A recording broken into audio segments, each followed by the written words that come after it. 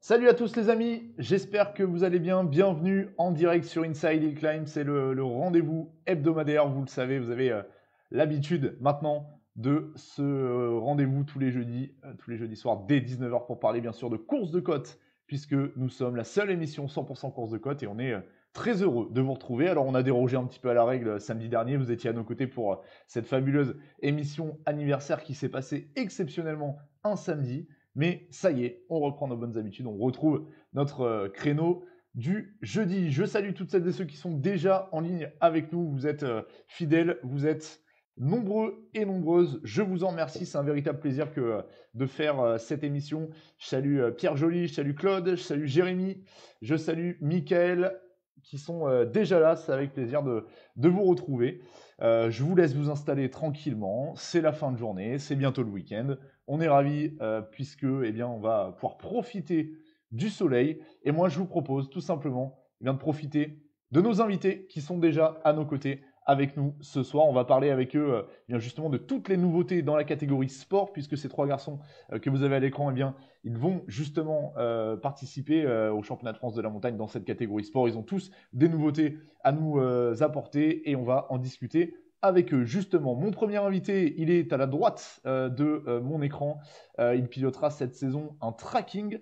Il était jusqu'alors pilote d'une Clio 2 Cup et il a décidé de passer justement dans la catégorie sport. On va en parler avec lui ce soir. C'est Maxime Doja. Salut Maxime. Salut Pierre, salut tout le monde. Bon, comment ça va de ton côté? Eh bien écoute, super. Moi j'ai un petit peu moins le soleil que chez toi, mais sinon, ouais. Et il paraît que les matins sont un peu plus frais que chez nous. Hein, c'est ça. On a quelques jeux. C'est ça. Si vous voulez vivre au bord de la mer, faut venir dans le sud. Voilà, il n'y a pas le choix. Allez, je passe à mes invités qui sont juste en dessous. Non, c'est pas là, c'est plutôt là, comme ça. Voilà, c'est plutôt comme ça. On est en mode miroir. On va commencer par celui qui est juste en dessous de moi. Ça va être forcément des événements de cette saison 2021 en course de côte. Il a décidé de faire le grand saut. Il va passer dans la catégorie E2SC. On va en parler avec lui ce soir. C'est Billy Richen. Salut Billy. Salut Pierre, salut tout le monde. Bon, comment ça va de ton côté? Écoute, ça va bien. La petite famille s'agrandit pendant cet hiver. Eh oui.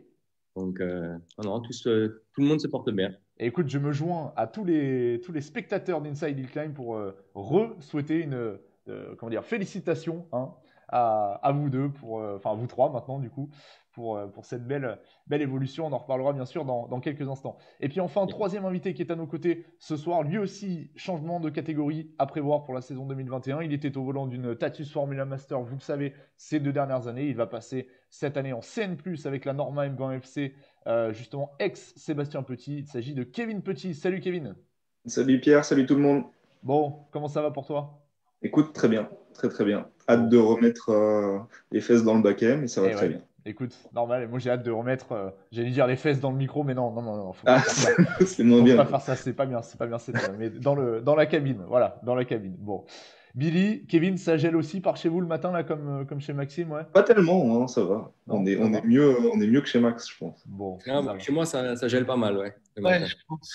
Ok, bon. Kevin, tu nous expliqueras la recette. Hein. Tu nous expliqueras comment tu fais. Mais c'est secret. C'est ça.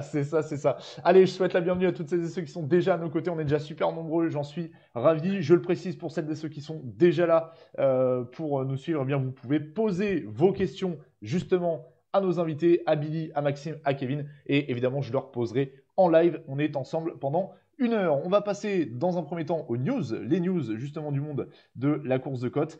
Tout ce qui s'est passé depuis la semaine dernière, depuis samedi très précisément, notre dernier rendez-vous, a commencé par, justement, vous l'avez vu, cette jolie déco pour le tracking d'un certain Maxime Doja. Alors, je ne sais pas si vous le connaissez, mais on va essayer de l'avoir en interview. Il va nous en parler un petit peu de cette magnifique déco qu'on avait déjà un petit peu entreaperçue. Ça se concrétise. En tout cas, on a hâte de voir, bien sûr, Maxime au volant de ce tracking en course de côte. On va en parler dans quelques instants. Deuxième news, alors là, on va partir du côté de la Belgique. Très précisément, je voulais vous partager un petit peu les couleurs de la Clio 3 Cup de Sébastien Stark. J'allais dire Corentin. Non, pas de Corentin, de Sébastien Stark. On salue les copains de la Belgique. On salue toute la famille Stark, justement. Alors ces couleurs on les connaissait un petit peu déjà mais ça a été un petit peu rebrandé et puis vous le voyez peut-être sur le toit, le secret de la réussite de Sébastien c'est ce petit autocollant Inside Hill Climb et d'ailleurs je passe un petit message pour les amis pilotes si vous voulez des stickers pour la saison n'hésitez pas, vous nous écrivez et je vous prépare tout ça. Et enfin troisième actu, vous l'avez vu peut-être sur les mordus de la course de côte notamment avec justement Marek Rybnikček qui a présenté sa KTM X-Bow, magnifique auto. On a hâte de voir ça un petit peu en course de côte européenne. Je pense que ça va aller très très vite. En tout cas, c'est une superbe auto et on a hâte de la voir. C'est assez inédit. Pour le coup, je ne sais pas ce que vous en pensez, Billy, Maxime, Kevin, de cette KTM X-Bow. Là, je ne sais pas si vous l'avez vu sur les réseaux. Ça a l'air d'envoyer du bois quand même. Hein.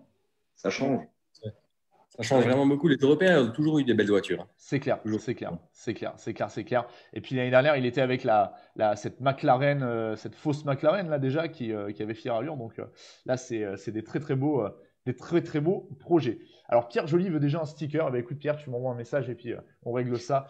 N'hésitez pas si vous voulez des stickers Inside sur vos voitures. C'est avec grand plaisir. Les copains, on est là ce soir pour parler justement de toutes les actus, du moins d'une partie des actus de la catégorie sport. Vous allez tous les trois là représenter cette saison. Et on va sans plus tarder passer justement à la partie interview de l'émission. Vous allez passer sur le grill et on va regarder ça tous ensemble. Ma première question, Billy, j'aimerais que tu me racontes un petit peu l'intersaison. Il y a eu du changement à la maison, donc ça tu nous le disais. Et puis il y a eu du changement dans le garage un petit peu. Oui, un petit peu. Donc fin d'année passée, j'ai réussi à vendre ma voiture. Donc j'étais relativement surpris par la rapidité en fait de la vente. Donc c'était plutôt content. Donc bonne nouvelle. Puis on s'est posé la question, on ne savait pas trop sur quoi partir. J'avais quand même ce projet-là dans la tête depuis un petit moment. Et il y avait cette réglementation avec les moteurs turbo où je ne savais pas réellement ce que ça allait donner avec cette bride. Et puis du moment que l'information en fait, de la bride était tombée, je me suis directement lancé sur le projet de cœur, on va dire. Dès le début, c'était le V8. Quoi. Ok. Donc il y a eu quand même une petite idée de turbo, pourquoi pas à un moment donné, ça a trotté dans ta tête, quoi. Pour moi, c'est quelque chose je n'aime pas du tout. Hein. Je déteste le turbo. Donc, déjà, à la base, je n'étais pas du tout pour. Mais on va dire que j'avais toujours ce projet V8. Mais après, il faut quand même relativiser. Il faut la perfo. Il faut rester réaliste. Donc, quand ils ont annoncé la bride, c'est vrai que moi, un projet comme ça, je ne peux pas le faire pour 1 an ou 2 ans. Il faut quand même que ça me tienne un moment. Donc c'est vrai que pour l'avenir, c'était le V8. Ouais, bien sûr. C'est vrai que c'est un petit peu plus stable, un peu moins risqué, en tout cas en ces temps, vu tout ce qui a été annoncé, effectivement. On va en reparler, bien évidemment, Billy. On va en parler même très précisément, puisque ça va être une des grosses attractions, je le disais, de ce championnat. Kevin, toi de ton côté, c'est un petit peu la même histoire. Il y a eu un petit peu d'hésitation. Je suis très très bien informé parce que je connais très très bien le mec qui écrit les articles pour Auto Hebdo et je sais que voilà, il y a eu de l'hésitation. Donc raconte-nous un petit peu. Toi, tu as toutes les infos en effet, mais c'est vrai que de base, l'idée c'était de dire on a fait 2 saisons avec le Master. Je pense pas que j'étais encore au bout de la voiture. Mais j'avais fait une belle saison 2020 et je voulais tester d'autres choses. On a eu l'opportunité de la vendre à Fabien Ponchamp, même si ça a un peu traîné. Ça s'est fait en début d'année. Et après, c'était de savoir si je rachetais la F3000, la Lola de mon frère, ou la Norma, la 4 litres. Donc, si j'avais suivi le cœur, j'aurais repris la Lola. Parce que les F3000, ça m'a toujours fait rêver, que depuis petit, je les vois rouler et c'est celles qui m'ont le plus donné envie. J'avais envie de piloter ce genre d'auto.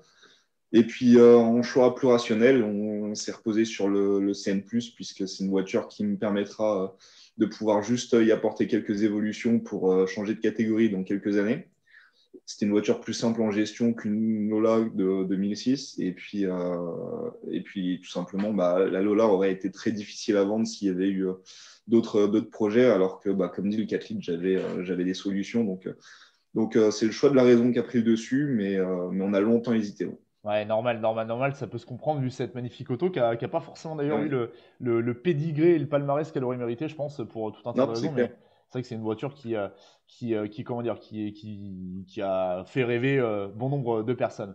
Maxime, toi c'est pareil. Alors toi, le changement il est un petit peu plus radical, on va dire que Billy et Kevin. Enfin, le changement pour Billy et Kevin va être radical, mais toi tu passes carrément de la fermée à la fermée en fait en même temps. Ça reste en voiture fermée.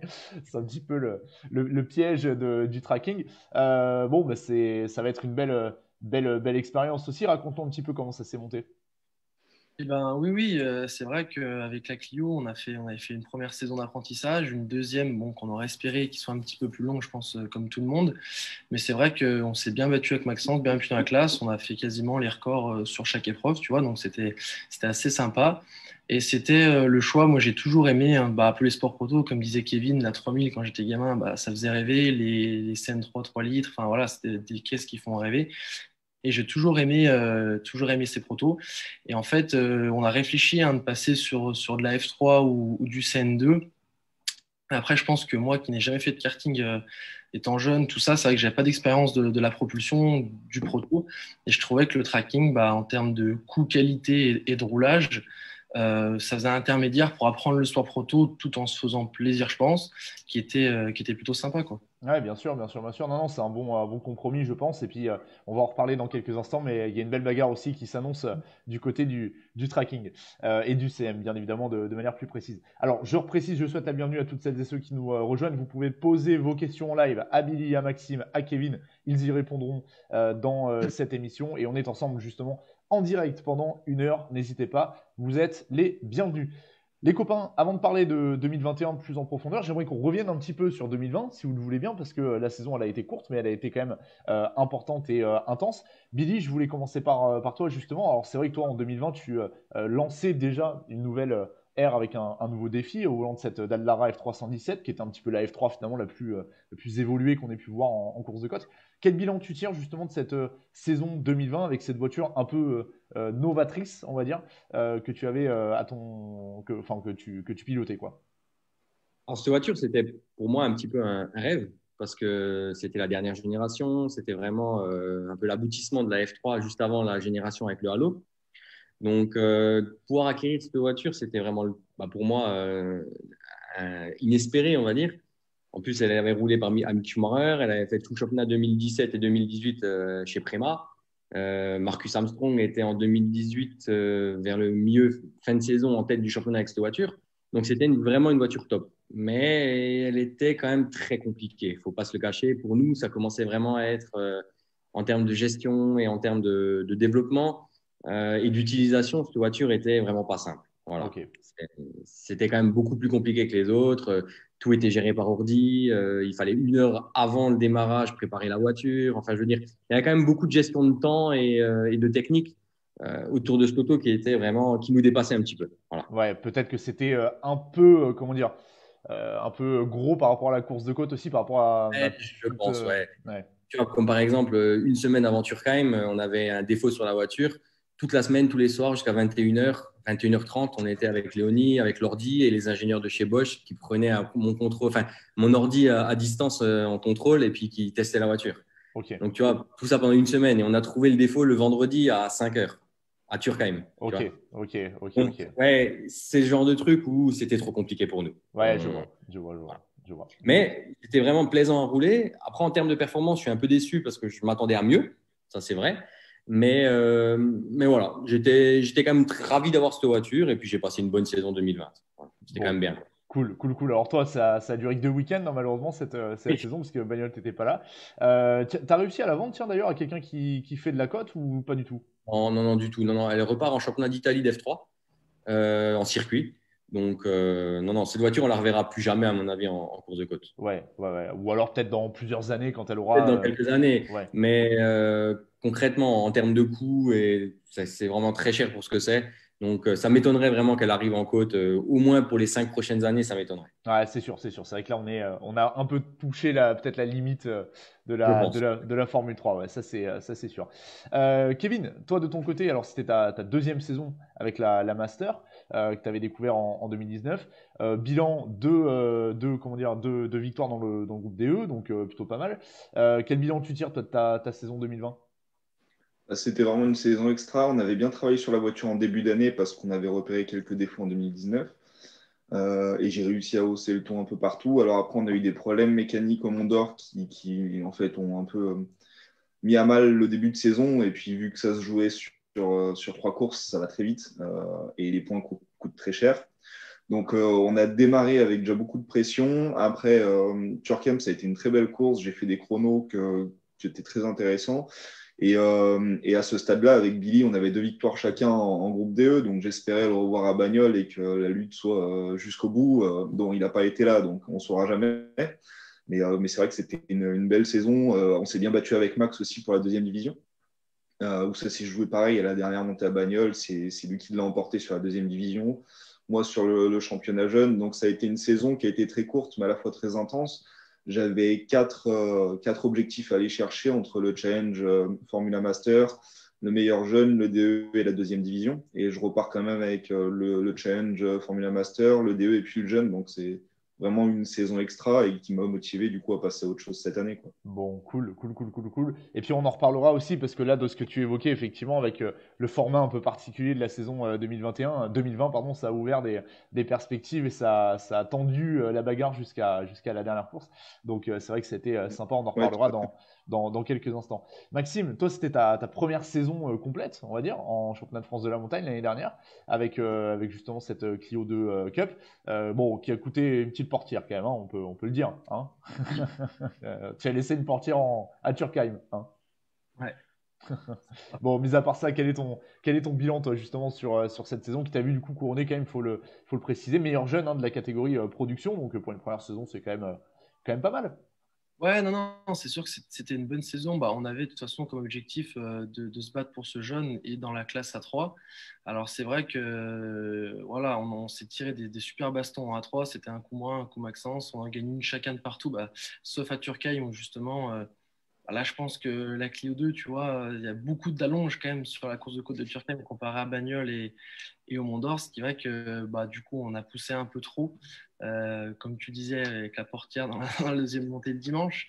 Mais non, non, sinon une bonne année. Je pense que de toute façon voilà, les temps qu'on faisait, on était dans les temps des records, donc c'est vrai que c'était top. On a bien appris, bien fini d'apprendre la Clio. C'est vrai que j'aurais préféré, je pense qu'il y a des belles courses comme Dunière, les choses comme ça qui auraient été sympas avec la Clio 2 aussi. Mais non, non, non, une bonne année et que de bons souvenirs, que d'apprentissage. Ouais, c'était une super bagarre en tout cas, hein. En A3, on s'est régalé. Cette année d'ailleurs, avec Maxence, il devait y avoir peut-être le retour de Stéphane Martinet, normalement, peut-être. C'était dans le Eh ben, pipe. écoute, normalement, oui. Alors après, je sais pas lui où il en est, mais normalement, écoute, oui. Normalement, Bon, oui. Stéphane, si tu nous entends, confirme-nous, tu nous confirmes ou pas, mais dis-nous un petit peu comme ça, on lâche le scoop dans l'émission. Bon, alors on va parler bien sûr maintenant de 2021, les amis, puisque on est en plein dedans, hein, même si on ne sait pas exactement quand est-ce que ça va démarrer. On croise les doigts pour démarrer début juin du côté de la Pommeraye. Et donc on va justement parler de vos nouvelles autos, puisque c'est la thématique de l'émission de ce soir. Maxime, justement, donc le tracking, on en parlait tout à l'heure, c'est vrai que c'était un choix, un bon compromis. Pourquoi en fait, si tu veux, t'es parti sur le tracking et pas sur un autre modèle? Tu aurais pu être parti sur, je sais pas, un speedcar, sur un BRC, sur autre chose. Pourquoi le tracking en l'occurrence? Eh ben, déjà, le look, franchement, le look du tracking, je trouve qu'il est juste magnifique. Alors, il y en a d'autres hein, qui sont très beaux, mais moi, voilà, le choix de cœur, c'était le look. Et puis, c'est vrai que bah, quand on voyait ce que faisait Fabien avec le tracking, je pense que c'est une des autos avec les speedcars et les BRC qui peuvent jouer le haut de tableau dans la classe. Alors, c'est sûr qu'au début, je prétends pas jouer les hauts de tableau loin de là, mais c'est sûr que possibilités d'évolution, je pense, qui sont pas mal. Et puis d'avoir une machine française, nous, on n'est pas loin de chez Fabien, tout ça, on a 1 heure. Donc c'est vrai que voilà, pour les pièces, les choses comme ça, puis c'est bien dans la machine française, quoi. Ouais, c'est clair, c'est clair, c'est clair. Et alors, il y a Pierre Joly justement qui nous disait, vu le niveau des pilotes, le CM va être le groupe craquant de la saison. Ouais, ça va être peut-être effectivement des groupes à surveiller parce que du coup on aura peut-être, alors c'est au conditionnel, on n'a pas toutes les infos, mais des garçons comme Yves Toli, comme peut-être Jérôme Jacot qui devait peut-être venir, Raoul Ferré aussi qui devait en être. Bon, ça s'annonce pas mal tout ça, non? Ouais, non, mais c'est sûr. Bah, comme comme je te disais l'autre jour, c'est vrai que de toute façon, pour progresser, je pense qu'il faut être dans des catégories où les gens roulent vite, quitte au début à être loin, mais c'est comme ça qu'on progresse. Donc non, non, je pense que ça va être super. Et puis d'être toujours un peu plus que ce qu'on était en Clio, par exemple, ça manquait un petit peu sur certaines courses. Et ben, c'est vrai que là, je pense que ça va être sympa, quoi. Il y a Ah plein de ouais, là, je choses à pense apprendre. qu'il va y avoir du monde. Ouais, il va y avoir du monde. J'en ai oublié quelques-uns, c'est sûr, mais il va y avoir du monde, c'est clair. Ça sera à surveiller. Kevin, alors, tu nous en as parlé un petit peu tout à l'heure, il y a quelques instants. Effectivement, c'est vrai que le choix de la Norma était un petit peu plus logique. Est-ce que tu peux nous raconter un petit peu les dessous de ce projet? Comment ça s'est monté avec Seb? À partir de quel moment vous avez décidé en tout cas de partir soit sur la Lola, soit sur la Norma, mais raconte-nous un petit peu les coulisses, comment ça s'est décidé tout ça. Mais en réalité, ce projet-là, on en parlait avant même que la saison 2020 elle commence. C'est-à-dire que l'année dernière, quand on était en train d'attendre de rouler, parce qu'on ne pouvait pas commencer, bah, on s'appelait, on se chauffait à chaque fois. Et moi, je le blaguais souvent sur le fait de récupérer la Lola. Puis bon, bah, après, la saison a commencé. À Bagnols-Sabran, c'est là qu'on a eu les premières discussions avec Fab pour vendre la Master. Donc c'est à ce moment-là qu'on s'est posé autour d'une table avec bah, ma famille, avec Gilou, avec tous mes proches, et qu'on s'est dit, bon, bah, réfléchissons point par point, c'est quel est le meilleur choix et est-ce que ça va être possible. De toute façon, si je ne vendais pas la Tatus, bah, je gardais la Tatus et je roulais avec cette année, donc c'était l'impératif.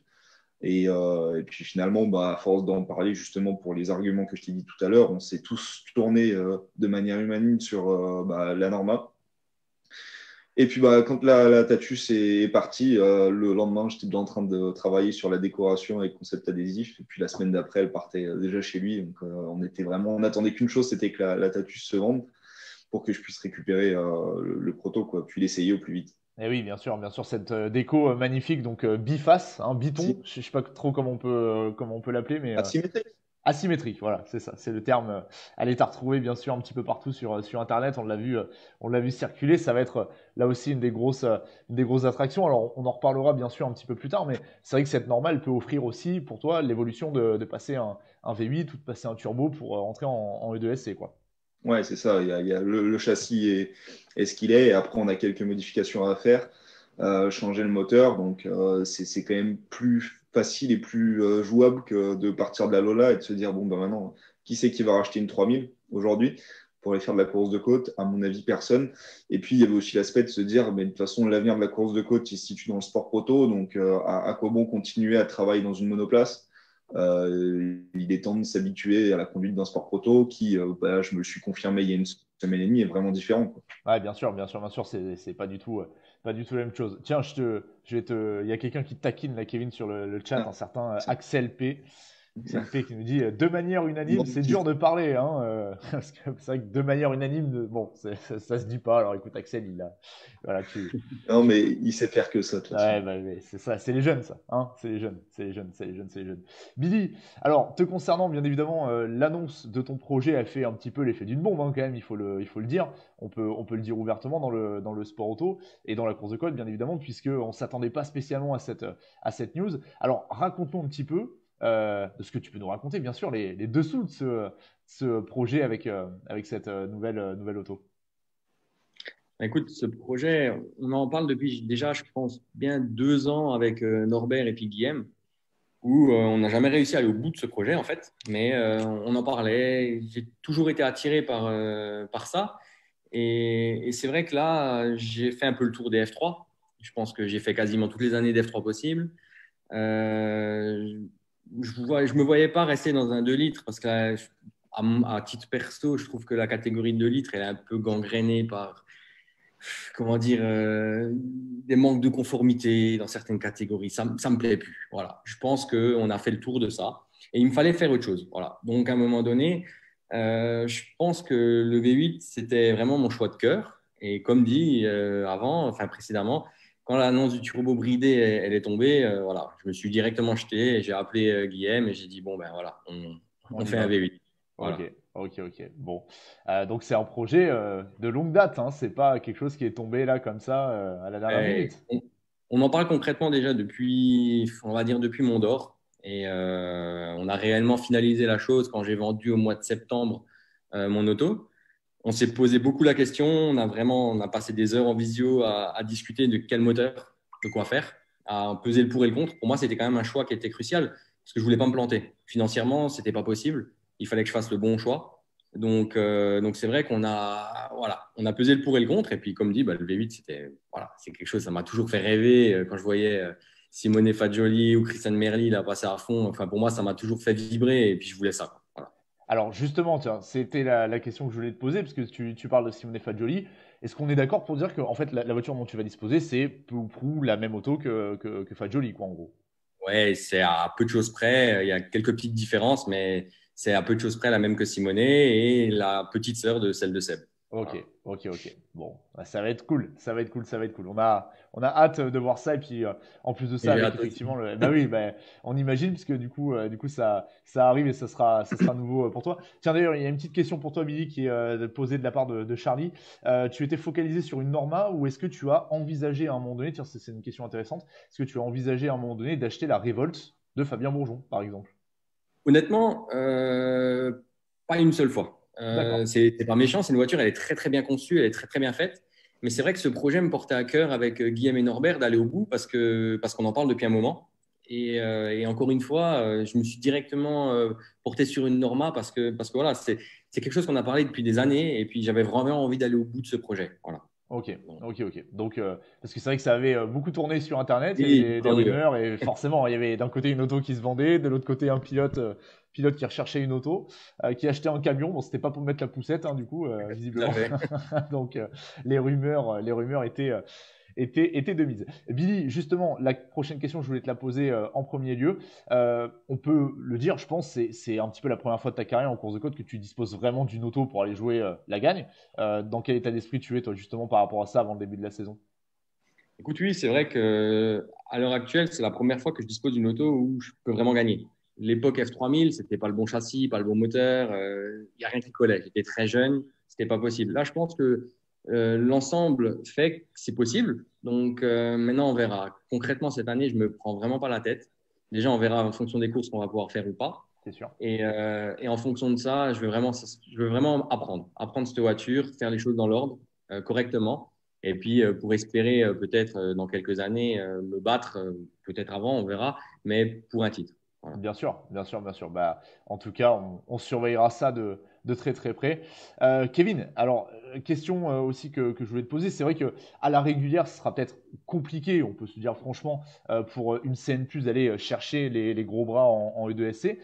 Ceci étant, tout peut arriver, hein, on l'a vu sur certaines manches en 2020. Toi, tes objectifs concrètement pour la saison 2021, qu'est-ce que ça va être au volant de cette voiture? Bah, la première chose, c'est vraiment d'apprendre. J'ai fait une première séance d'essai. Je m'attendais à ce que ça soit compliqué, mais en fait, tout est différent et j'avais l'impression de faire ma première année en automobile. Donc, il y a vraiment beaucoup de travail pour s'habituer à la rapidité de la voiture, à la tenue de route d'un proto par rapport à une monoplace. La Euh, position aussi, j'imagine, le fait d'être. la position, Ouais, enfin, il y a tellement de choses à voir. En toute honnêteté, j'enchaînais 3 tours et j'arrivais plus à tourner le volant. Donc même physiquement, il y a tout un travail à faire, alors qu'avec la master, j'étais assez tranquille. Donc il y a beaucoup de choses à apprendre et je veux prendre le temps de le faire correctement. En plus, comme dit, bon, je vais pouvoir me battre avec David Meillon si j'apprends correctement avec la voiture. Encore que on ne sait pas trop ce qu'il va faire cette année. Il y a aussi des chronos de référence qui ont été faits. C'est quand même des voitures qui, de 2013 à 2017, ont été championnes de France. Donc, on ne parle pas d'auto qui n'allait pas vite. On parle de voitures qui étaient même plus rapides que des Formule 3000. Donc, faut vraiment situer la chose. Hormis depuis 3 ans, c'est des voitures qui étaient top. C'était les premières places qu'on jouait avec. Donc, il y a des chronos qui ont été faits par mon frère, par Nico Schatz, Geoffrey Schatz, qui sont incroyables.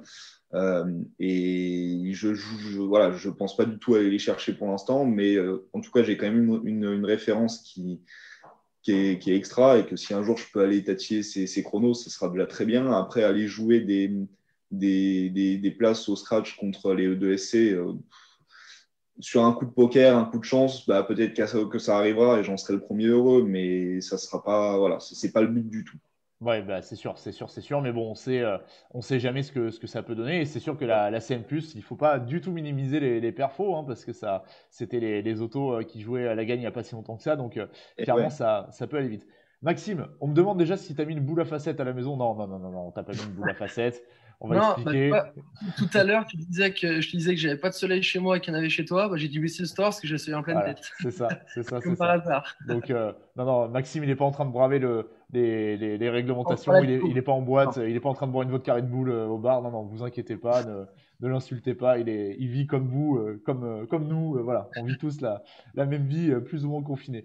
Maxime, toi, apparemment, la question que je voulais te poser, c'est un petit peu la même hein, qu'à Kevin et qu'à Billy.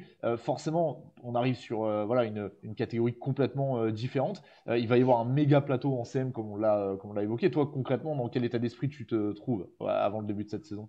Ah bah totalement découverte, hein. Je pense que alors moins que Kevin, parce que l'écart est peut-être un petit peu moins gros que moi. L'écart avec la Clio, c'est sûr qu'on parle plus du tout de la même chose. Les 10 premiers tours que j'ai fait, j'ai l'impression que j'étais jamais monté dans une voiture de course. C'était très compliqué. Et donc non, de là après là rouler en circuit. Puis je pense qu'après il y aura un autre step en course de côte qui sera pas le même parce que l'environnement n'est pas du tout le même. Les points de freinage, bah, c'est pas les mêmes non plus. Donc année de découverte. Et puis non, rester dans la progression. Je pense que voilà, apprendre les setups sur des voitures, que moi sur la Clio, bah, on partait, on touchait juste les pressions de pneus, et puis le carrossage, la chasse, ça partait à l'année pareil, que là, voilà, il y a plein de choses à découvrir. Le fait un petit peu de l'aéro, qui est encore léger sur ces autos, mais qui commence déjà à être présent, que j'avais pas du tout sur la Clio. Donc, on va dire qu'il y a tout un aspect technique à découvrir avant, je pense, de parler de performance, quoi. Eh oui, bien sûr, non, non, mais c'est évident. Alors justement, je sais que pendant l'hiver, là, avec Maxence, vous avez acheté des cartes. Ouais. Finalement, le pilotage du tracking, ça se rapproche déjà un petit peu plus du kart peut-être que de la Clio. Ouais, alors ouais, complètement, complètement. Alors moi, j'ai surtout acheté les cartes dans le fait de faire un peu de physique, parce que c'est vrai que dans le tracking, bah un peu, parce que comme disait Kevin, moi j'ai fait 5 tours et j'avais les avant-bras qui chauffaient, que dans le Clio, une fois que j'étais cinglé avec la direction assistée, il y avait rien qui se passait, je pouvais faire 50 tours de circuit, il n'y a pas de souci. Que là déjà, bah c'était plus compliqué, c'est plus joueur, c'est plus vivant. Les attaques de frein sont pas les mêmes, donc voilà, le kart c'est surtout avant tout pour faire du sport en faisant quand même du sport auto qu'on peut pas beaucoup faire en ce moment, quoi. Ouais, ouais, c'est clair, c'est clair, c'est clair. Ça vous aurait branché, Billy, Kevin, le CM, c'est un truc, ça vous aurait plu, ça? Moi, ouais, franchement, ça doit être vraiment kiffant à faire. Vraiment, ça doit être top. J'ai vu mon beau-frère, il en a acheté un. Peut-être que ça sera un Oui, concurrent à toi, Maxime. c'est vrai, Peut-être, c'est on vrai. verra. Et d'ailleurs, je tiens à préciser, je tiens à préciser qu'il nous a dit, voilà, qu'est-ce qu'il est beau, le beau-frère. Il nous l'a dit dans le chat. On salue. Mais ouais, c'est vraiment une voiture, je pense, qui est grisante. Ça doit être génial à rouler, ça fait du bruit, ça hurle. Et Ouais. puis, c'est un look, franchement, c'est un look d'enfer, quoi. Mm. C'est une mini DTM, moi j'adore. Franchement, je suis fan. C'est clair, c'est clair, c'est clair. Kevin, tu partages le même avis, toi? Ouais, complètement. Moi, j'avais le choix entre ça ou la Formule Renault, mais c'est vrai que j'avais aussi un peu hésité et c'était une auto qui faisait rêver, quoi. Ouais, c'est clair, c'est clair. Et puis il y a le son, il y a le style, il y a tout ce qui va bien, quoi. Il y a tout ce qui va bien. Alors, pour reparler un petit peu de la saison 2021 qui arrive, bon, comme je le disais tout à l'heure, on ne sait pas exactement à quelle sauce on va être mangé, on ne sait pas exactement ni quand, ni pour combien de temps on va se retrouver. La question que je voulais vous poser est la suivante. Si jamais 2021 était un petit peu équivalent à 2020 en termes de courses restantes, justement, au calendrier, est-ce que la formule qu'on a adoptée en 2020 avec ces meetings un peu condensés, c'est quelque chose qui vous conviendrait? Maxime, dis-nous tout. Alors ouais, alors moi personnellement, j'avais adoré le week-end à deux courses. Alors après, je pense là, avec la découverte de la nouvelle auto, comme disait Billy tout à l'heure, je pense que ça fait un peu juste niveau essai. Je pense que quand on découvre une auto, c'est vrai qu'on aime bien plus rouler. Mais c'est vrai que par contre, bah, on servira le samedi d'essai et c'est pas grave. Moi, franchement, j'avais aimé, moi. Moi, j'avais aimé. Ok, ok, ok. Billy, toi, tu nous disais effectivement un peu en off que le manque d'essai pouvait se ressentir à certains endroits. Ouais, je pense que c'est vraiment le point noir de cette formule, c'est le manque d'essai. Mais sinon, c'est vrai que ça change, ça dynamise un peu le truc, ça te met ouais, un petit changement et je trouve ça chouette. Franchement, pour la course de côte qui est vraiment monotone, on va pas se le cacher, je trouve que ouais, c'est sympa. Ok, ok, ok. Kevin, ton avis là-dessus? Je trouve que sur une année qu'on a passée, c'était la meilleure décision à prendre. Après, on pourrait pas refaire ça sur un championnat de 13 épreuves, avoir 26 résultats, c'est pas possible. Mais en tout cas, c'est une solution qui est tombée à pic et qui a vraiment bien fonctionné. Et c'est vrai que sur cette année-là, ça a redonné un petit coup de pouce à la discipline et j'ai trouvé ça bien. Ah ouais, bah c'est sûr, c'est sûr, c'est sûr. Et justement, est-ce que vous auriez par exemple, je sais pas, des idées à apporter à cette formule si 2021 devait justement l'accueillir à nouveau? Il y aurait des trucs comme ça que vous aimeriez modifier? Bah, moi, j'en parlais hier, je sais plus avec qui, mais je disais que clairement, ce format, il est plus possible si on a un championnat complet. Par contre, se dire, bah, tiens, mettre peut-être un bonus de points, de 2, 3, 4 points, je ne sais pas, sur des manches d'essai le samedi, ça peut aussi peut-être dynamiser un petit peu la journée du samedi. Je pense qu'il ouais, il faut pas non plus faire des grandes révolutions. Ça marche comme c'est aujourd'hui, il n'y a pas trop de raisons, mais des fois, penser à deux, trois trucs qui peuvent redynamiser les week-ends, pourquoi pas. Ouais, ouais, ouais, c'est vrai, c'est vrai, c'est vrai. Maxime, Billy, vous auriez des petites idées comme ça à sortir du chapeau? Moi, j'ai pas forcément d'idée, mais des fois, c'est vrai qu'on attend beaucoup. On va pas se le cacher. Donc, des fois, le samedi matin C'est long. jusqu'à 11h, midi, on fait rien, on se regarde dans le blanc des yeux et ouais, réellement faire des vrais formats où on roule le samedi matin à partir de 8h, on fait des essais et puis, ma foi, on le voit sur certaines épreuves européennes, ils arrivent à faire, et des fois, ils ont un rap d'une manche d'essai en plus parce qu'ils ont fini plus tôt. Ouais. Nous, des fois, on n'arrive même pas à finir la troisième montée. Mm. Donc, voilà, c'est juste sur ça. Après, effectivement, on peut toujours révolutionner les choses, dire plein de choses. On n'est pas dedans, on n'a jamais géré une course. Mais voilà, moi, c'est ce petit point-là où ça pourrait être sympa de rouler un peu plus tôt, quoi. Ouais, donc toi, tu serais plus pour condenser finalement les journées, en faire un maximum et rouler enfin, augmenter le temps de roulage le plus possible, Plutôt quoi. que d'attendre, oui, Ouais, effectivement, on est sur place. Donc, tu vois, c'est autant sûr, rouler, quoi. c'est sûr, c'est sûr, c'est sûr. Je pense que c'est un peu la même chose, moi, sur les journées d'essai. C'est vrai que des fois, on attend un peu longtemps et ça manque un peu peut-être faire comme dit Kevin aussi, peut-être mettre un point de bonus ou deux par catégorie sur celui qui fait la meilleure montée des 4 manches ou des 3 manches. Ça pourrait donner un aspect un peu sympa et aller chercher un peu de points pour ceux qui jouent un peu les têtes d'affiche, quoi.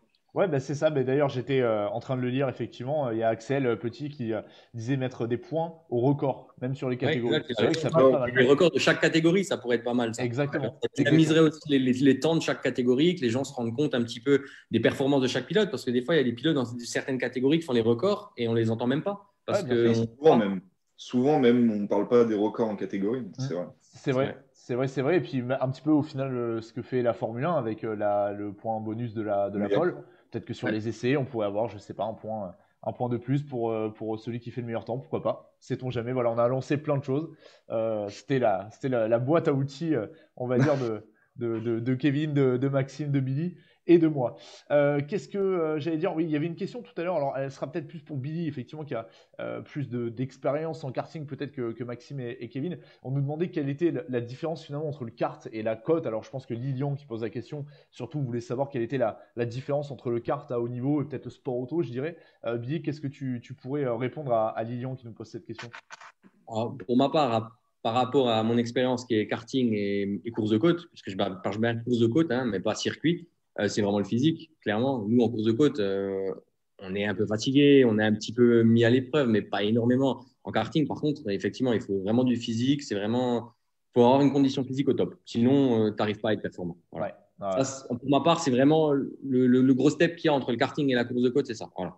Ok, ok, ok. Donc le physique et après, bon, bien sûr, le pilotage, tout ça, c'est complètement Oui, bien sûr. différent, ça n'a rien à C'est voir, mais complètement différent. Voilà. d'accord. L'approche est complètement différente. Mais Bon, ok, ok, ok.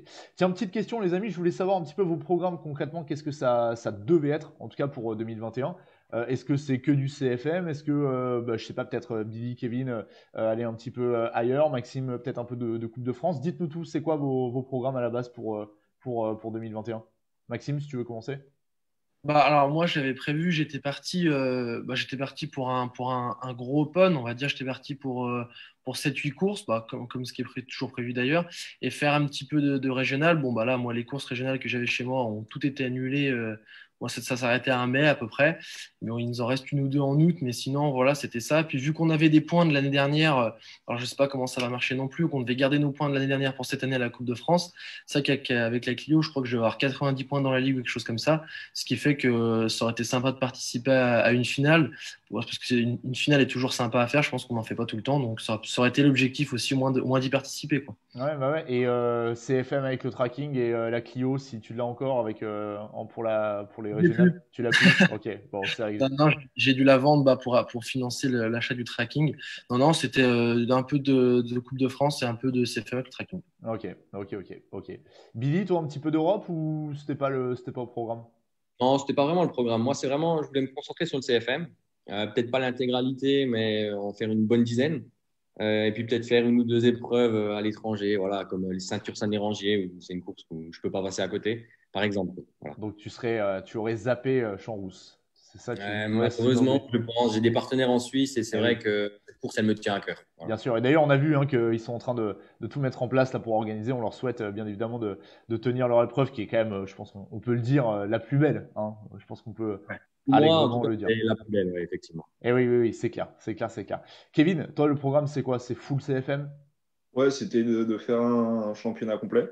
C'était déjà l'objectif l'année dernière. Après, peut-être une ou deux apparitions en Europe sur les courses sur lesquelles le 4 litres est accepté, c'est-à-dire très peu. Je pense à Eschdorf, où on l'avait noté au calendrier, et puis éventuellement une ou deux courses en Autriche ou des choses comme ça, où on a le droit de venir avec le CN+, ce qui est vraiment pas le cas partout. Ok. Quelques petites sorties pour dire de prendre de soleil, quoi. Pour dire d'échanger de la monnaie. C'est juste pour ça. Pour dire d'aller acheter des clopes moins chères au Luxembourg. Hein, c'est bon. Exactement. Ah, compris. Tu vas pas nous la faire. Bon. Allez, on poursuit. Je voulais vous poser une question hors course de côte, tiens, les gars. Donc, c'est vrai que Kevin, Maxime, vous avez surtout fait de la course de côte. Enfin, vous avez fait que de la course de côte. Billy, toi, t'es allé faire un petit peu de rallye. J'aimerais savoir justement, est-ce que ça vous a pas branché à un moment donné, là, peut-être récemment, j'en sais rien, d'aller faire autre chose, peut-être de quitter la côte pour aller, j'en sais rien, en circuit, en rallye. Peut-être, je voulais commencer par toi, Billy, qui justement a pu goûter à quelques saisons de rallye en Clio R3. C'est quelque chose qui t'intéressait, pourquoi pas, de repartir sur autre chose que la côte? Honnêtement, non, parce que objectivement, je suis pas fait pour ça. J'ai cassé beaucoup de voitures en rallye. J'ai pas fait beaucoup de courses, mais j'en ai cassé beaucoup. Donc, je pense que je faisais un ratio où je faisais 2 rallyes, le troisième, je la cassais. Et c'était ça sur 2 ans. Donc, C'est tu ce qu'on vois, appelle une Thierry Neuville, en gros. c'était pas objectivement, non, c'est pas fait pour moi. Par contre, c'est une discipline que je trouve vraiment géniale parce qu'on roule beaucoup. On a le cul dans le baquet toute la journée. Alors, certes, on voit pas beaucoup les gens de notre équipe, mais par contre, c'est intense. Et c'est intense du matin au soir. Donc, moi, je trouve ça chouette, mais voilà, faut être fait pour. Moi, je sais que quand la route elle se dégradait, j'arrivais pas à jauger ça et puis je me mettais une boîte. Voilà. Ouais. Donc, voilà. Mais non, sinon c'est sympa. Mais je pense que la côte c'est plus fait pour moi. Voilà. Ok. Et peut-être autre chose que rallye, je sais pas, circuit, ça t'a jamais branché, toi? Si, clairement, le circuit ça m'a toujours branché, mais c'est toujours une question de budget. Je veux dire, je préfère faire la course de côte comme il faut et comme je peux, et qu'une discipline que je pourrais faire qu'à moitié. Tu vois, Bien sûr. faut rester objectif. Je veux dire, on est des amateurs. Moi, je vis pas de ça. Je peux pas en vivre. J'ai pas le temps. Donc, je préfère me faire plaisir avec mes week-ends de course. Et puis, au moins, maintenant, tu vois, avec ma petite famille qui s'est agrandie, on va pouvoir passer des moments sympas. Et puis, ça va être sympa comme ça, quoi. C'est sûr. Tiens, on a justement, si vous voulez, une opportunité. On a quelqu'un qui nous a laissé un petit commentaire. Là, on a un certain Léo Rossel qui nous dit on échange pour une course. Voilà. Donc, si vous voulez. On en a parlé cette semaine avec Léo par Ouais, message. c'est vrai.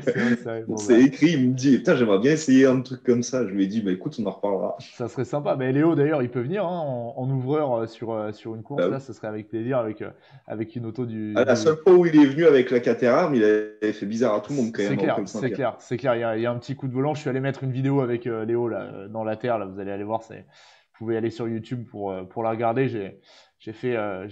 Heureusement, j'avais un slip de rechange. Non, je rigole. Kevin, toi, ça t'aurait branché d'aller faire un peu autre chose que de la côte? Écoute, jusqu'à très récemment, j'y avais jamais pensé. L'année dernière, je suis allé en spectateur voir une manche c'était TTE, je crois, à Manicourt. J'ai trouvé le concept sympa parce que c'est vrai que tout le monde en roulait beaucoup et tu gardais un peu le côté, ça reste de l'amateur, le TTE, et tout le monde était au même endroit et tout. Maintenant, moi, je me connais. On a fait une fois du kart ensemble avec mon neveu. On a réussi à plier 2 cartes, à se mettre en tonneau et tout. Enfin, voir quelqu'un qui me dépasse ou qui se rapproche de moi, ça me tend les nerfs, quoi. Même sur les jeux vidéo, je deviens fou. Donc, je serais trop dangereux pour moi et pour les autres. À mon avis, je suis bien tout seul dans ma montagne. Et à côté de ça, il faut être réaliste. Comme disait Billy, rouler avec une auto comme on a, lui, moi, ou même un tracking aujourd'hui, pour le faire en circuit. Déjà, je ne sais même pas si ça existe de rouler avec un CN+ en circuit. Et ça serait beaucoup plus cher. Et puis, Enfin, ouais, non, ce serait différent. Ouais, Donc, c'est sûr. je suis bien où je suis et c'est une discipline qui me tient à cœur et j'ai pas prévu d'aller voir autre chose. Ok, ok, ok. Maxime, même avis, toi, ça t'a peut-être déjà branché. Je sais que Maxence était très rallye Ouais, à la base. avec Maxence, bah moi j'ai fait du rallye en copilote avec lui quand il a D'accord. commencé. Et moi j'avais pas l'âge pour être derrière un volant, donc j'étais à côté de lui au début. Et d'ailleurs je le referai plus. D'ailleurs, être à côté de Voilà. faut avoir Et le extrêmement copilote de confiance. Billy, c'est dangereux. Ouais, ben Maxence, tu sais, des fois il y a des coups de chaud aussi, hein. Ah ouais. Et- Non, non, mais on s'était éclaté. Mais par contre, moi, c'est vrai que le rallye, c'est vrai quelque chose que je pense que je reste derrière la tête, tu vois, que j'aimerais bien faire parce que c'est toujours une discipline qui m'a énormément plu. C'est vrai qu'on roule beaucoup. Alors, c'est pas forcément simple pour les partenaires, tout ça. Bah, comme disait Bolly à juste titre, c'est on peut pas les voir, on peut pas discuter avec eux, enfin beaucoup moins. Mais par contre, c'est vrai que bah, on roule toute la journée et que moi, c'est une discipline justement où être à deux dans la voiture, ça, c'est quelque chose que je partagerais bien avec quelqu'un. Que le circuit, par contre, non, pas spécialement. J'ai pas le. C'est vrai que j'ai l'impression que c'est assez répétitif. C'est comme si on ferait 40 fois la montée d'une course de côte dans le week-end. Donc, c'est pas forcément quelque chose, moi, qui me botterait. Mais par contre, le rallye, ouais, pourquoi pas. Ok, ok, ok. Bon, affaire à suivre donc, mais en tant que pilote et avec Maxence en copilote, alors, du coup, À la limite, ouais. pour le faire flipper un peu. Pour le faire flipper. Les amis, on va arriver bientôt à la fin parce qu'il est 19h47 et l'objectif c'est de ne pas trop déborder 20h parce qu'après on a quand même plein de choses à faire de chacun de notre côté. Alors je vais juste vous demander la même chose que ce que je demande à tous mes invités des dernières émissions. Si on devait sélectionner un meilleur souvenir et un pire souvenir en course de côte, vous de votre côté, qu'est-ce que ça serait? Kevin, tu veux commencer? J'aurais espéré que pour une fois, tu ne me fasses pas commencer en premier, il faut que je réfléchisse. Non, honnêtement, le pire souvenir que j'ai, j'en ai deux, c'est le décès de Lionel en 2010 et puis la sortie de route de mon frère Rafael Pera, qui m'a aussi énormément marqué parce que j'étais loin, j'étais pas là, j'avais pas de nouvelles et j'ai pensé pendant quelques secondes qu'il était plus des nôtres et c'était déjà beaucoup trop long. Et puis le meilleur souvenir, c'est tous les week-ends qu'on passe en famille avec nos amis, nos partenaires. J'ai pas un souvenir qui ressort des autres. J'ai vraiment passé que des bons moments en course de côte, donc je citerai un peu tous ces moments, quoi.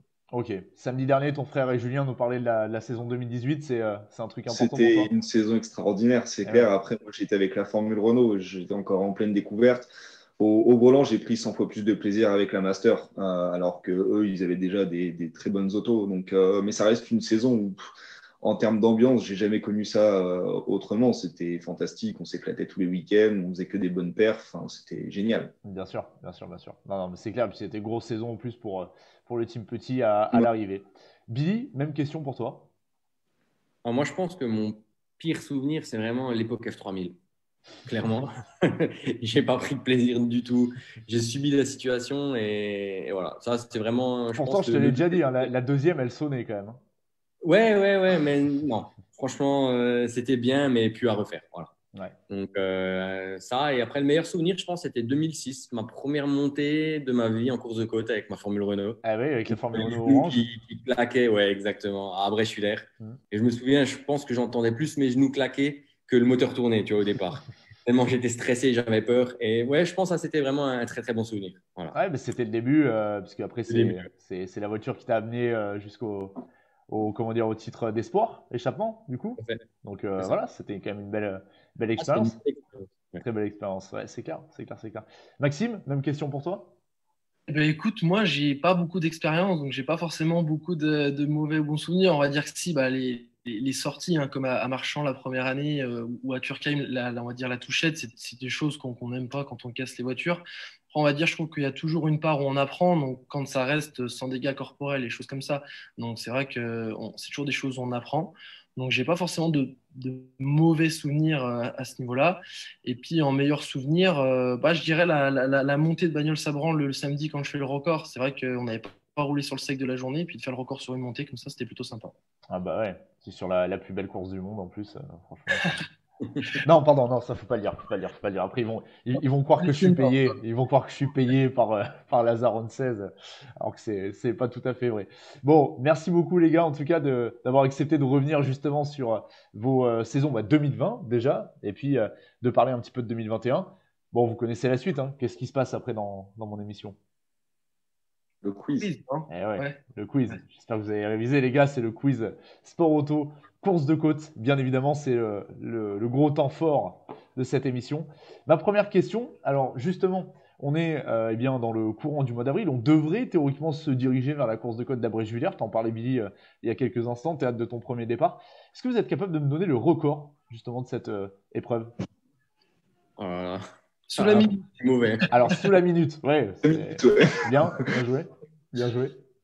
Alors, une proposition, on va essayer de se rapprocher au plus possible. Maxime, tu veux tenter? Franchement, moi, j'y suis jamais allé. Je dirais que ça doit rouler en quoi? En 47, 48, dans ces eaux-là, non? Ok. Kevin, ta Je proposition? crois que c'est un gros 46, je crois. Ok. Billy? Moi, pour être honnête, je ne sais même plus à combien moi je roule. J'avouerais que le record. Mais moi, je ne vais pas être loin de mes collègues. Je pense que je vais dire ouais, entre 46 et 47. Ok. Ça doit être pas mal. Ok. 47-4, très précisément. Et c'est l'œuvre de. Alors, c'est intéressant, du coup, parce qu'on parlait des CN+. C'est l'œuvre de Geoffrey Schatz en 2018. Donc, parce qu'il avait plu en 2019. Et du coup, je pense qu'avec la turbo, ça n'avait pas pu améliorer. Donc, peut-être prochainement, peut-être pour 2020, du coup, on essaiera de voir si ce record va tomber pour 2021. Pardon, 2020, hop, on zappe. 2020, on n'en veut plus. Hein, on n'en veut plus. Allez, deuxième question. Vous le savez, il y a aussi, il n'y a pas que la première division dans le championnat de France de la montagne, il y a aussi le championnat de France de la montagne, deuxième division. Kevin en a été un des fervents acteurs jusqu'au bout l'année dernière. Est-ce que vous êtes capable de me donner le nombre de courses qui sont actuellement, à aujourd'hui, 15 avril 2021, au programme de cette saison 2021? 8?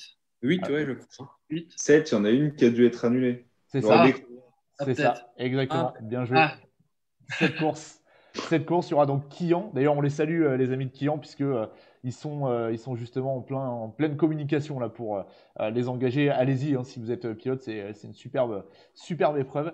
On aura Super Durand qui est au programme, Andorre, Labroque, Urcy qui arrive en deuxième division. Ça va être sympa aussi. C'est une belle, très très belle épreuve. Le Limonest et l'Odev. Du coup, l'Odev là, ça sera à la maison. Si vous voulez un peu le soleil, je vous invite. C'est à côté de la maison. Et je connais le nom du speaker, d'ailleurs, qui est prévu pour cette course. Je vous le dévoilerai, c'est un certain Pierre B. Bref, troisième question, les amis. Il y a aussi, je dirais, une autre compétition dont on parle souvent, c'est la Coupe de France de la montagne. Et j'aimerais savoir qui est le tenant du titre de cette Coupe de France de la montagne. Thomas Chavot. Ouais, bonne réponse de Kevin. Thomas Chavot. C'était en 2019 déjà, ça remonte un petit peu. On en parlait tout à l'heure avec Maxime. Du coup, Sur la dernière montée, ouais, il a gagné. Ouais, exactement, avec une première Moi, montée. j'y étais, c'était une sacrée bataille. Hein. C'était incroyable. Vraiment, Ah ouais. c'était sympa. Alors, Billy, Maxime, question bonus. Le podium, c'était quoi? Chavot, Pernod et. Ah, je sais plus. Moi, je l'ai. Kevin, Tu tu l'as? l'as? Moi, je l'ai pas. C'était Max. Ouais, c'est Ah ça. ouais. Ah oui, exact. Exactement. Étienne Pernod 2 et Maxime Kotler 3e. Effectivement. Pas mal. Oui, et puis c'était même dans 2-3 dixièmes, je crois, et ça devait être. Ah, c'est Ouais, méga moi, serré. Hein. ouais. C'est méga serré. Ouais. C'était dans la dernière que Thomas fait le ça, scratch. C'était Parce balèze. qu'il était sorti à la première, non? Oui. Il a réparé la deuxième. C'est Et ça. puis... Ouais, Exactement. ça. Exactement. Ça, c'était la belle histoire de la Coupe de France et on espère hein, du coup se retrouver. Eh bien, on va voir un petit peu quand, mais pour la finale donc 2020-2021 visiblement pour la deuxième édition de la course de côte des Sarmentelles Beaujolaises. Quatrième question. Alors, sans bien sûr revenir sur l'actualité, vous le savez, Christian Debias nous a quittés il y a quelques jours de cela. Est-ce que vous êtes capable de me citer le nom de l'objet fétiche de Christian qui était souvent coincé dans son aileron arrière? Ah, il y a une vidéo où il le dit dedans. Non, Ah il ouais, y a pas c'était dans Inside d'ailleurs. une plume de lapin. Non, Ouais. une patte de lapin, une plume après, non? Ouais, C'est ça, non? Billy a dit la plume, on ne l'a pas entendu parce qu'il y avait Maxime qui parlait Ouais. par-dessus, mais c'était ça, c'était la plume. Et oui, c'était dans Inside, hein, c'était samedi dernier, effectivement, on vous a sorti une petite vidéo avec le concours de Gilles de Pilote TV, c'était la plume, et qui nous disait que justement, la plume, elle était mieux là qu'ailleurs. Bon, je vous laisse. Ah oui, c'est vrai. réfléchir. Du grand Debias, quoi. Voilà. dans toutes ses œuvres. Dernière question, les amis. Vous le savez, chaque semaine, je vous fais faire une petite charade pour deviner le nom de mon premier invité ou de la personne en tout cas qui sera invitée de mon émission de jeudi prochain. Et donc, si vous êtes prêts, on va essayer de trouver le nom de cette personne. Alors, mon premier, c'est quelque chose qu'on taille parfois. Mon deuxième, eh bien, c'est quelque chose qu'un certain Ronald pilote. Mon troisième, c'est, on va dire, l'opposé de le. Et puis, de temps en temps, on le dit, pour mon quatrième, on le dit par exemple, d'une fake news, quoi. Voilà. On utilise parfois ce terme. Est-ce que vous l'avez? C'est un peu dur. Hein. Ah ouais. Ah, si c'est trop facile, ça va pas le faire. Ça va pas le faire. Allez, on recommence. Qu'est-ce qu'on peut tailler? Ah, ça va pas te plaire. Ouais. De quoi? Qu'est-ce que tu dis? Une haie? Ouais, une haie. Une haie. Bon, qu'est-ce que... Élodie, je l'avais. Ah, Élodie Lafosse. Voilà, c'est ça. Ah, bien joué. Élodie Ah Lafosse. ouais. J'avais Élodie, mais j'avais pas la fin. Ouais. Et oui, ce sera donc émission 100% news, mais production cette fois. Ce sera la même qu'aujourd'hui, mais on parlera justement des nouveautés de la catégorie production. Et on aura donc Élodie qui sera à nos côtés pour parler un petit peu de cette nouvelle auto, cette Lotus Exige qu'on a vu aussi également sur les réseaux sociaux. Et puis, je vous dévoilerai le reste des invités. Hein, je ne vous en dis pas plus pour l'instant. Ce sera à suivre dès lundi sur Inside. Les copains, on arrive à la fin de cette émission. Il est 19h57. On va rendre bientôt l'antenne.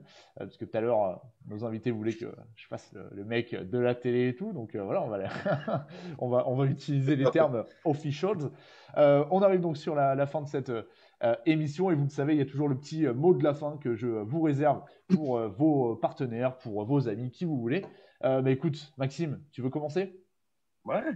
Eh ben, écoute, moi je remercie avant tout, c'est vrai que les partenaires dans ces temps qui sont pas simples pour eux. En plus, on peut pas très bien les représenter avec le peu de courses qu'on a. Donc c'est vrai que vraiment un grand merci à eux. Moi je vais les citer, un groupe Mangeot, les audacieux à Amberieu, les opticiens, l'écurie luisante qui me soutient depuis mes débuts, le Corbioli bâtisseur créateur qui est aussi à Amberieu dans ma région, et puis l'équipementier Config Racing et le coiffeur, mon cousin coiffeur, le Greg. Donc voilà. Et bien sûr, toute ma famille qui me soutient depuis le début. Ça, c'est vrai que sans eux, je pourrais pas du tout être en course de côte aujourd'hui. Donc voilà, une grosse pensée à eux aussi. Ok, top. Le message est bien passé. Kevin ?